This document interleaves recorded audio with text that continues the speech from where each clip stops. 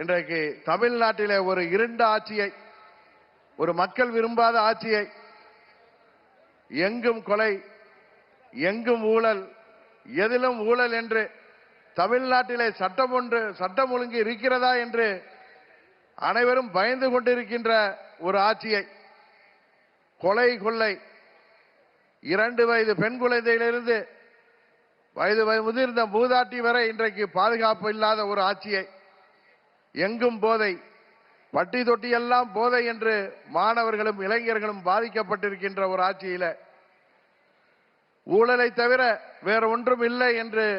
இங்கே மக்கள் வருந்துகின்ற ஒரு ஆட்சியில, இன்னும் சொல்ல போனால் அனைத்து நிலை மனிதர்களும், அனைத்து நிலை மக்களும், விவசாயிகள் முதற்கொண்டு அனைத்து நிலை மக்களும் தெருவிற்கு வந்து போராடுகின்ற, தேர்தல் வாக்குறுதிகளை எல்லாம் நிறைவேற்றாத இந்த இருண்ட திமுக ஆட்சியை வீழ்த்துவதற்கு மாண்புமிகு பிரதமர் அவர்களுக்கு உறுதுணையாக நமது அனைத்து இந்திய அண்ணா திராவிட முன்னேற்ற கழகத்தின் பொதுச் செயலாளரும் எதிர்க்கட்சி தலைவருமாகிய மாண்புமிகு அண்ணன் இபிஎஸ் அவர்களும், பாட்டாளி மக்கள் கட்சியின் தலைவரும் முன்னாள் மத்திய அமைச்சருமாகிய திரு அன்புமணி ராமதாஸ் அவர்களும்,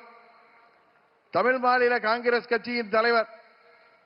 அன்பு சகோதரர் ஜி.கே. வாசன் போன்றவர்களும் இங்கே அவருக்கு கரம் கோர்த்து இந்த மக்கள் விரோத திமுக ஆட்சியை வீழ்த்துவதற்காக 1500 ஆண்டுகளுக்கு முன்பு மீண்டும் இங்கே சரித்திரம் திரும்பி இருக்கிறது என்பதை இந்த நேரத்திலே நிறைவு கூற கடமைப்பட்டிருக்கின்றேன்.